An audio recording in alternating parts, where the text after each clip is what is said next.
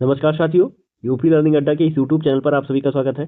आज हम space current affair, ISRO की जो हिस्ट्री है और इसरो के जो प्रमुख मिशन है उस पर चर्चा करेंगे। ये आपका UP police exam, SSC, RO और सभी कॉम्पिटिटिव एग्जाम्स के लिए महत्वपूर्ण है। तो जितने भी नए मिशन हैं इसरो के, उस पर हम कंप्लीट चर्चा करेंगे। तो स्टार्ट करते हैं। अगर हम इसरो की इतिहास की बात करें तो वर्ष 1962 में इनकॉसपावर अर्थात Indian national committee for space research की स्थापना की गई। तो ये महत्वपूर्ण है। पंडित जवाहरलाल नेहरू और डॉक्टर विक्रम साराभाई के नेतृत्व में 15 अगस्त 1969 को इनकॉसपावर का नाम बदलकर ISRO Indian Space Research Organisation कर दिया गया। इसके मुख्यालय की बात करें तो कर्नाटक के बेंगलुरु में है। इसके विभाग तो यह सीधे प्रधानमंत्री के अधीन अंतरिक्ष विभाग के अंतर्गत आता है। इसके जनक डॉक्टर विक्रम साराभाई, जिन्हें भारतीय अंतरिक्ष कार्यक्रम का जनक कहा जाता है। वर्तमान अध्यक्ष कौन है? तो डॉक्टर वी नारायण है इसरो के वर्तमान अध्यक्ष।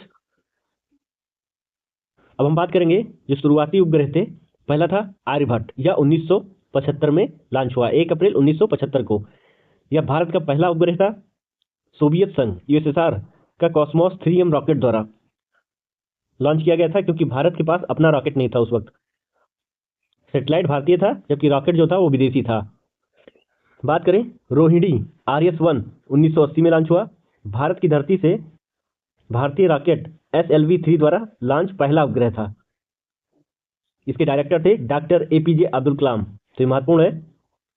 नेक्स्ट है आपका एप्पल, यह 1921 में लॉन्च हुआ। पूरा नाम था एरियन पैसेंजर पेलैंड एक्सपेरिमेंट। यह भारत का पहला संचार उपग्रह था। आपको बता दें, इसके परीक्षण के दौरान इसे रेलगाड़ी पर रखकर ले जाया गया था। बात करें राकेश शर्मा, 3 अप्रैल 1984 को। ये मिशन का नाम था सोयूज T11, रूस का मिशन था। और ये इसे अंतरिक्ष में गए और वहां इंदिरा गांधी के पूछने पर इन्होंने कहा था, सारे जहां से अच्छा हिंदोस्तान हमारा। वे भारत के पहले व्यक्ति थे जो अंतरिक्ष में जाने वाले थे। राकेश शर्मा वर्ष 1984 में गए। कल्पना 1 की बात करें तो वर्ष 2002 में इसका ओरिजिनल नेम था मेटसेट, या मौसम उपग्रह था। 2003 में कल्पना चावला के सम्मान में अटल जी ने इसका नाम बदल दिया था। एडुसेट वर्ष 2004 में दुनिया का पहला उपग्रह जो विशेष रूप से शिक्षा के लिए समर्पित था। ये इंपॉर्टेंट है। एडुसेट 2004 में लॉन्च हुआ। दूरस्थ शिक्षा और स्मार्ट क्लासरूम के लिए लॉन्च किया गया था। अब बात करें, इसरो ने एक ऐतिहासिक रिकॉर्ड बनाया 2017 में। रॉकेट का नाम था PSLV C-37। तो इसने एक साथ 104 सैटेलाइट को लॉन्च किया। इसमें भारत के 3 थे, विदेश के 101, ज्यादातर इसमें अमेरिका के शामिल थे। अब बात करें इसका रिकॉर्ड किसने तोड़ा था, तो स्पेस एक्स कंपनी ने तोड़ा, एलन मस्क की। उसने रिकॉर्ड में 143 सैटेलाइट एक साथ भेज दिए। भारत ने 104 भेजा, तो उसके बाद इसने 143 भेजा। अब सबसे ज्यादा सैटेलाइट भेजने का रिकॉर्ड जो है स्पेस एक्स के पास है। तो आप देख सकते हैं स्पेस एक्स ने 143, जबकि इसरो ने 2017 में एक साथ 104 सैटेलाइट लॉन्च किया। बात करें चंद्रयान 3, तो ये लॉन्च किया गया 14 जुलाई 2023, 30 अगस्त 2023 को शाम 6:04 पर। आपको बता दें, नेशनल स्पेस डे, राष्ट्रीय अंतरिक्ष दिवस 23 अगस्त को ही घोषित किया गया है। इसमें रॉकेट का नाम था LVM-3M4। इसे बाहुबली या फैट वाई भी कहा गया। कहाँ से? तो श्रीहरिकोटा से लॉन्च किया गया। सतीश धवन स्पेस सेंटर, आंध्र प्रदेश से। इसमें कौन कौन कंपोनेंट्स है? लैंडर का नाम विक्रम था, रोवर का नाम प्रज्ञान था, ये 6 पहिया वाला था। लैंडिंग साइट का नाम शिव शक्ति पॉइंट रखा गया। इस तरह भारत चंद्रमा पर उतरने वाला चौथा देश बन गया। साउथ पोल, दक्षिणी ध्रुव पर उतरने वाला दुनिया का पहला देश बना। अब बात करें चंद्रयान प्रथम, तो यह 22 अक्टूबर 2008 को लॉन्च हुआ। रॉकेट का नाम था PSLV C-11XL। तो चांद पर पानी की खोज के लिए लॉन्च किया गया था। केवल ऑर्बिटर मिशन था यह।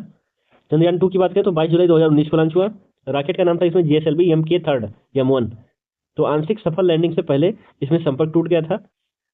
क्रेश साइट का नाम था तिरंगा पॉइंट। इसमें कंपोनेंट ऑर्बिटर, जिसका नाम सफल था। लैंडर का नाम विक्रम था और रोवर का नाम जो है प्रज्ञान था। चंद्रयान 3 में ऑर्बिटर नहीं था, केवल प्रोपल्सन मॉड्यूल ही था।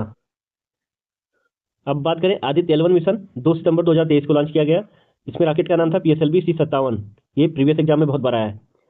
डेस्टिनेशन का नाम था L1 पॉइंट, लैग्रांजे पॉइंट, पृथ्वी से लगभग 15 लाख किलोमीटर दूर है यह। ऑब्जेक्टिव की बात करें अर्थात इसका उद्देश्य क्या है, तो सूर्य की कोरोना और सौर तूफानों का अध्ययन करने के लिए। तो L1 पर 24x7 सूर्य दिखाई देता है बिना ग्रहण के। सबसे बड़ा इसका फायदा यह है जिससे जो है जो मिशन रहेगा वो ज़्यादा दिन तक जो है कार्यान्वित रहेगा सोलर ऊर्जा के कारण। बात करें मंगलयान, इसको मॉम मिशन भी कहते हैं, तो लॉन्च हुआ 5 नवंबर 2013 को। रॉकेट का नाम था PSLV C25। इसकी कॉस्ट थी केवल 450 करोड़ रुपए। आपको ये भी बता दें कि यह हॉलीवुड फिल्म ग्रेविटी से भी सस्ता है, क्योंकि उससे ज़्यादा बजट तो इस फिल्म पे लग गया था। पहले प्रयास में मंगल पर पहुंचने वाला दुनिया का पहला देश बना और 2000 रुपये के नोट पर मंगलयान का चित्र जो है वर्तमान में छपा हुआ है।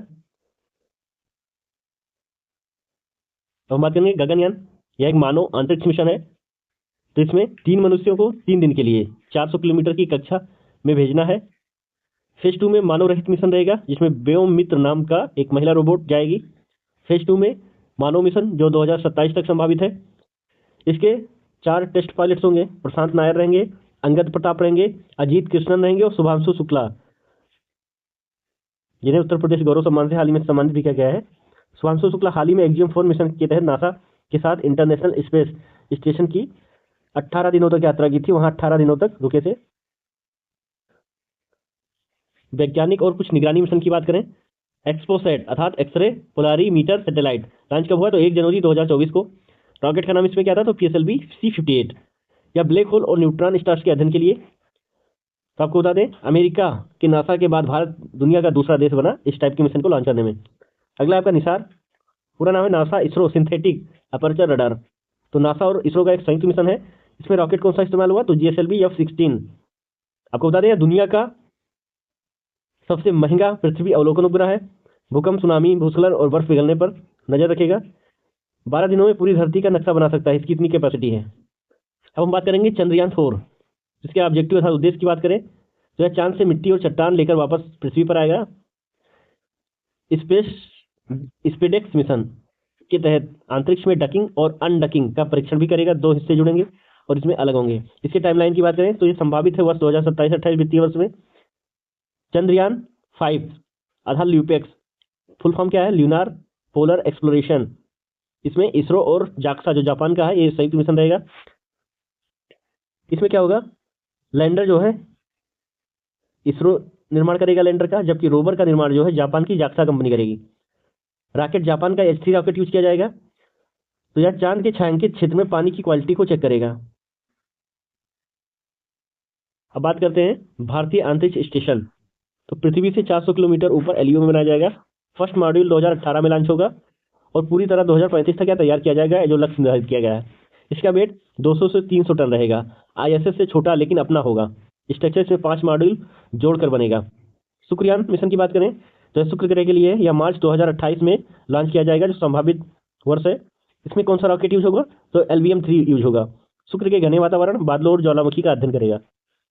अब हम बात करते हैं SBM-3। तो 19 के दशक का सबसे छोटा रॉकेट था, 40 किलोग्राम की क्षमता थी। PSLV polar satellite launch vehicle, इसका टाइटल है इसरो का वर्क हाउस। तो यह चंद्रयान 1, मंगलयान, आदित्य L1 इसी से गए थे। PSLV ये बहुत इंपॉर्टेंट है इसे। तो PSLV को इसरो का वर्क हाउस कहते हैं। नेक्स्ट है GSLV जियो सिंक्रोनस सैटेलाइट लॉन्च व्हीकल। इसमें कौन सा इंजन है, तो क्रायोजेनिक इंजन का उपयोग होता है। LBM-3 लॉन्च व्हीकल मार्क 3, तो इसका निकनेम है फैट बॉय या बाहुबली से कहते हैं। इसका यूज चंद्रयान 3 में गगनयान में ये सबसे भारी रॉकेट है। नेक्स्ट है आपका NGLV प्रोजेक्ट सूर्य कहते हैं, तो इसका पूरा नाम है नेक्स्ट जनरेशन लॉन्च व्हीकल।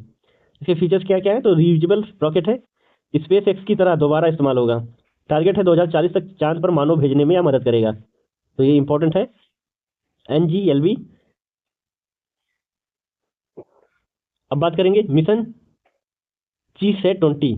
इसे CMS-03 या GSAT-7R भी कहा जाता है। तो यह 2 नवंबर 2025 को लॉन्च हुआ। वेट क्या था, 4410 kg अर्थात 4.4 टन। तो भारतीय जमीन श्रीहरिकोटा से या भारतीय रॉकेट LBM-3 द्वारा लॉन्च किया गया। अब तक पृथ्वी का सबसे भारी उपग्रह है। इसके टाइप की बात करें तो एक तरह का यह संचार उपग्रह है। यह दर्शाता है कि इसरो अब भारी पेलोड ले जाने में सक्षम है। अब आते हैं क्विक रिवीजन में। तो चंद्रयान मिशन जो है किस रॉकेट से गया, तो PSLV C11, PSLV C11 से गया। तो आप 1 से चंद्रयान 1 से याद रख सकते हैं, 1 और 1 11, तो PSLV C11। Mangalyaan PSLV C25 से गया, 25 मार्क्स पे फीस कम लगी, तो ये जो है शॉर्ट ट्रिक है, याद कर सकते हैं। 104 सैटेलाइट PSLV C37 से गया, रिकॉर्ड तोड़ा इसमें। आदित्य L1 PSLV C57 से गया। एक्सपोसेट PSLV C58 से गया।